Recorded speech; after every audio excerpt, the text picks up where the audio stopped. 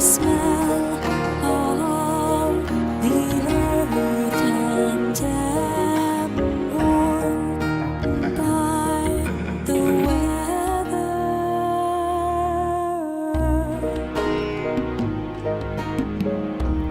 When my family thinks that I am safe in my bed from night until morning. So this is the crash site. That behind me is the telephone pole, the new telephone pole that they ended up putting in after we hit it and knocked it out of the foundation. And then to the right of that, your right, is going to be the tree that the car ended up rolling on top of. This is the first light that we pulled up to on our way to street race his friend. This is where his friend to the left of me started revving his engine. Justin took that as a challenge and went ahead and proceeded to start revving his engine. And we took off. Justin hit the pedal to the metal. His friend blew by us. He played a little bit of catch up, so he really put the pedal to the metal. He started, we were approaching speeds of probably 90 to 100 miles an hour. And at that point I started kind of doing as I usually would when we get into these type of situations. I questioned his motive, questioned what exactly he was doing. And he'd kind of look at me and he'd smirk, he'd smile. And he looked totally in control, but obviously we weren't in control. In fact, when you're in any kind of vehicle, a boat, a plane, these types of things have minds of their own. And one of the last things he said to me was, "I love you, bro." And I was so angry with him, I was so upset with him for putting us in this situation. I warned him so many times before about the dangers of putting your life in the hands of a machine. So he'd gotten us into this predicament, and I didn't even tell him I loved him back. I was so angry. I didn't have the strength or the compassion to tell him that I loved him. So I think what he did next is he ended up hitting the brakes. And as he hit the brakes, we started to flip. We started to twist, we started to turn. The people in back of us, the family in back of us, said that it was the most devastating thing they'd ever seen in their lives. I could only imagine. You know, you see it in Hollywood movies, you see it in television shows, these just car accidents that just demolish the entire vehicle. There's so much chaos and confusion going on. So she must have seen, he must have seen, that family must have seen just nothing but metal and sparks and all kinds of things flying in the air. We ended up flipping 7 or 8 times is what they recall. And when I was rolling in that car, that was the first time I'd actually felt the presence of God. There was a supernatural presence in that car.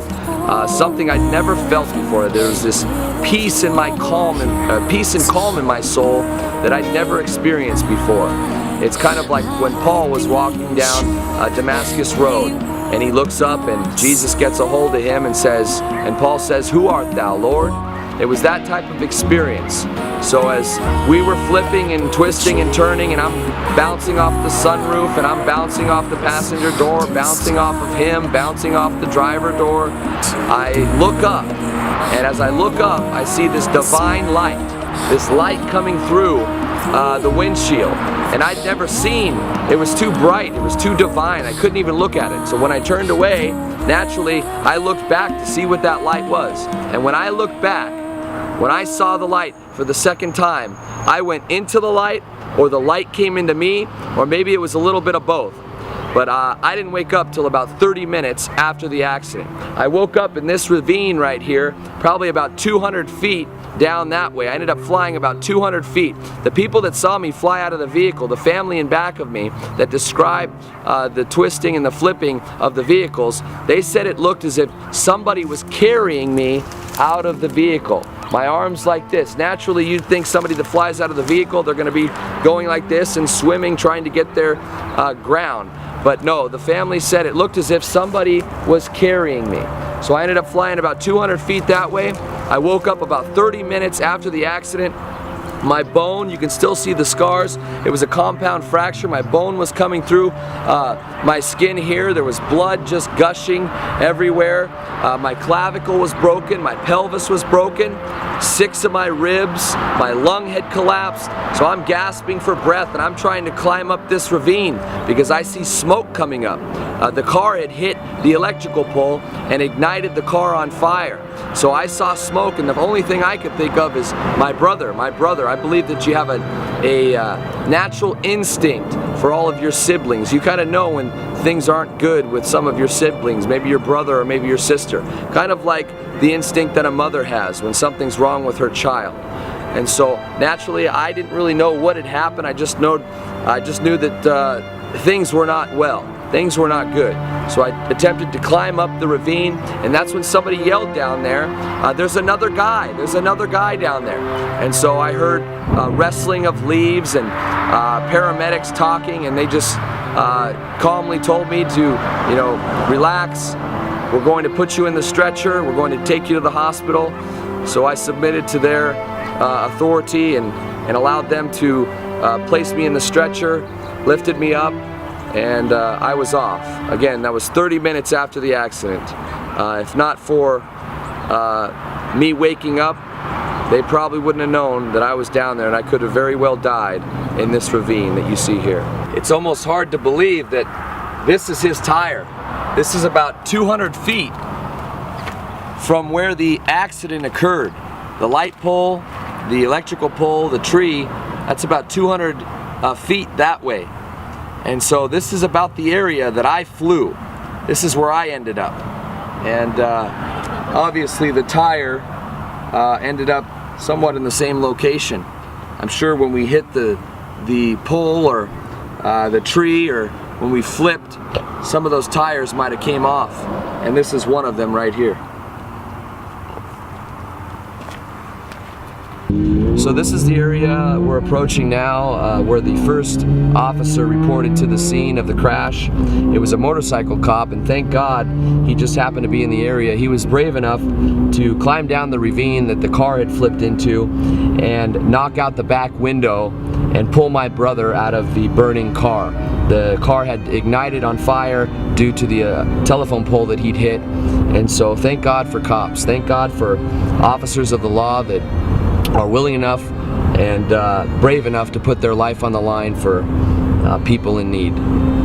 So due to my injuries, which were a broken clavicle, a broken pelvis, a broken right arm, 6 broken ribs, my right lung collapsing, I wasn't able to attend the funeral services. I actually ended up having to get a second chest tube put into my right lung. And so a year after the accident, I got a group of some of his friends together, some of my friends together, and we all came down here as a family after throwing some worship service at the church, at the memorial site, at the funeral home.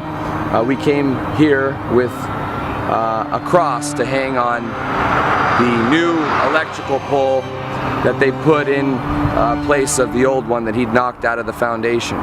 So we came here, and as a testimony to God's saving grace, we hung a cross on the new electrical pole, which is this one here.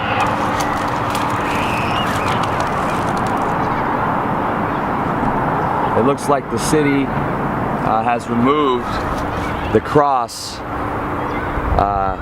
but they've left a piece of it, I guess, in goodwill. As we climb down here, this is the tree that the car ended up rolling onto. After we rolled about 7 or 8 times, we ended up hitting this electrical pole right here behind my right shoulder, and then the car proceeded to roll on top of this tree. This tree stopped the car from rolling down any further into the ravine. When he hit the electrical pole, sparks were flying and it ended up igniting the car on fire. There happened to be a police officer on a motorcycle above this elevated street here. that saw the accident happen, and within seconds he responded to the accident, knocked out the back window of the vehicle, climbed in to my brother and pulled him out of the car. Obviously he probably cut off the seatbelt. My brother was seatbelted. I was not seatbelted, which is the reason I flew out of either the sunroof or the passenger window. I ended up flying about 200 feet that way as the car continued to twist and turn, flip and roll. So we'll climb down here now. I visited this site a few times after the accident and just kind of,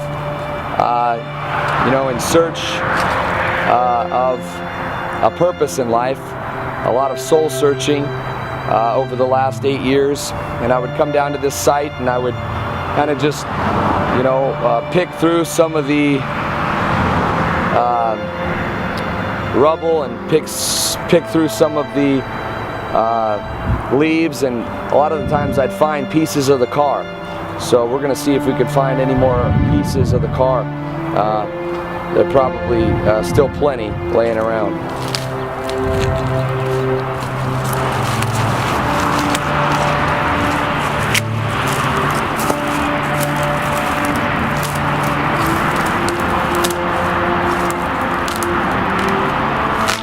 This looks to be part of the front grille. This has to be the front grille there.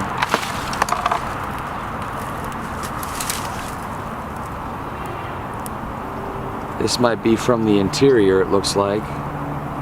Maybe part of one of the seats. So as you can see, there's just tons of parts still here from the accident. Again, it's been 8 years since his death.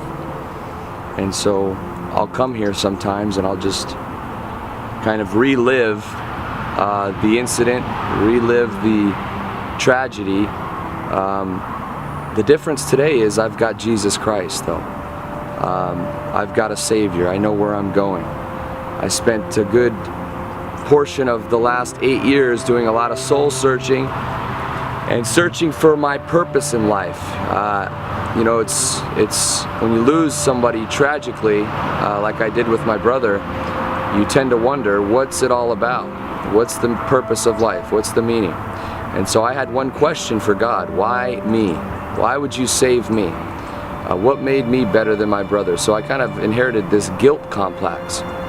You figure when one brother dies, the other's supposed to die with him. Ride together, die together. Was something that we would say to each other a lot of the time. We were blood brothers, much like you become a brother in the family of God. We were that close. So to lose somebody tragically, it's one thing to lose, say a grandmother or a grandfather. They've lived a full life and they're in their 70s, they're maybe even in their 60s. But they've lived a full life, they've had a family, they have grandchildren, and their time runs out, and they get their deathbed, and they get the chance to say goodbye to all the family members. They get a chance to say goodbye to all their children and all their grandchildren. When a tragedy like this happens, there are no goodbyes. And you'll hear people often say, I'm not good with goodbyes. Well, most people in our family, in fact all of them besides me, didn't get to say their goodbyes. So that has a detrimental effect on any family, and it had a tremendous effect on his group of friends too. Most of his friends, they've gone their separate ways. They've gone here, gone there, but some of them still do talk, but I can't say any of them have Jesus Christ. I can't say any of them are going to heaven, at least not from what I can see. So praise the Lord that God gave me this opportunity. Oftentimes you'll hear people say that, oh, this is my testimony. Well, I say this is God's testimony. This is God revealing His power. This is God revealing His saving grace. And this is an opportunity for God to get glory out of a man, because it was only by God's grace and by God's glory that I'm standing here today. So the question I'd been trying to answer for the last 8 years, why God? Why did you save me? Well, it was to have me here telling you my testimony, God's testimony, about how He saved me from eternal hell. Because that's where I was headed. If not for God's grace, if not for God pulling me out of that car, I wouldn't be here giving you this testimony. I wouldn't have a chance. I wouldn't have a chance.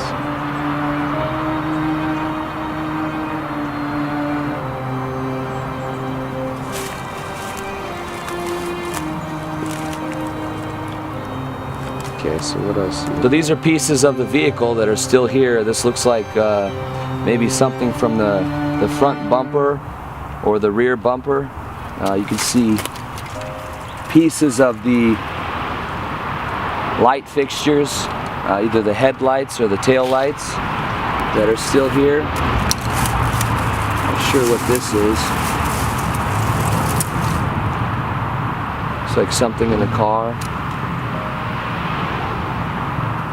So as you rummage through some of this, you'll find this looks like this might be a tail light here too. Another piece of looks like the rear bumper or the front, maybe the side line, the liner on the side of the vehicle.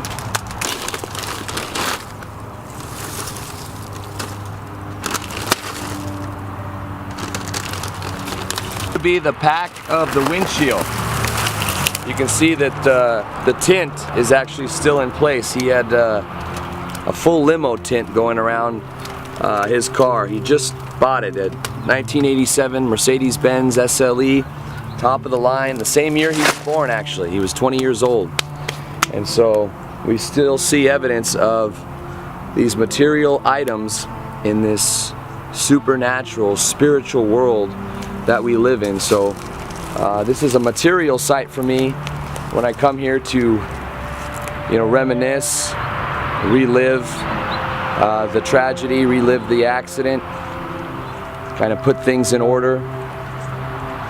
But there's a spiritual aspect to this site too. I came here many times just to soul search, if you will, seeking God, seeking a reason, seeking a purpose for my salvation, why He would save me and not my brother.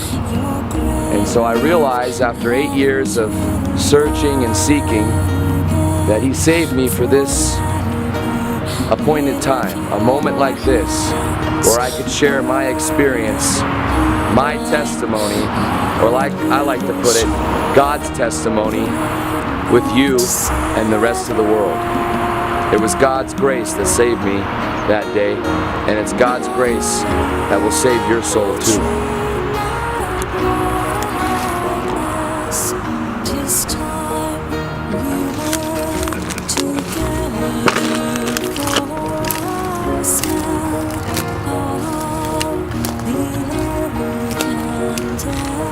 So the first thing I remember when I woke up was being surrounded by my entire family. I woke up in a hospital bed. I'd had bruising on my brain. I'd broken several bones. And so my family had been praying with some friends that had come to the hospital. And they'd been praying for my salvation, praying for my survival. But I woke up with my family and they were surrounded, and I looked up and the first words out of my mouth were, "How's Justin? Did Justin make it?" And with tears in his eyes, my uncle stepped forward, and that's about all he could say was, "Justin didn't make it." And so at that point, my cousin, who's I consider more a sister to me, she collapsed, she fainted, and the rest of the family continued to weep over the tragic loss of my brother. At that point, I just kind of signaled for them to leave the room, and I just wanted to be alone, and I attempted to at least take in some of the news that they'd just given me. So I spent the next 8 years of my life really searching and really seeking a purpose in life. I had all the things that the world tells you is going to make you happy. I had all the material riches. I had money. I was pursuing a life of fame in the music industry and fortune. But I was still unhappy. I wasn't content with my life. I said to myself, if this is what life's about, I really don't want to live anymore. There's no satisfaction in these material things. And so I decided to move up to Sacramento, California. Sacramento, California was a little bit north. I was still close enough to my mother, who still was grieving over the loss of my brother and still trying to cope with that. And so up there I acquired a good job, a six-figure job. I was a radio host, actually at a Christian radio station. And so I saw, now that I've been saved for over a year now, I saw all the times that God had been trying to get a hold of me. God's constantly trying to get a hold of us. If you look around, God's everywhere. And so He's constantly reaching out His arm, trying to get your attention. And so I had to be isolated. A lot of times what God will do is He'll cut off all the dead branches in your life. He'll cut off friends. He'll cut off family. He'll cut off activities. He'll put some kind of roadblock in the way that won't allow you to keep indulging in what He sees as unrighteous, what He sees as ungodly. And so that's what He did. He brought me up to a place where He could get a hold of me. He brought me into a place of silence, because that's where God can speak to you, in silence.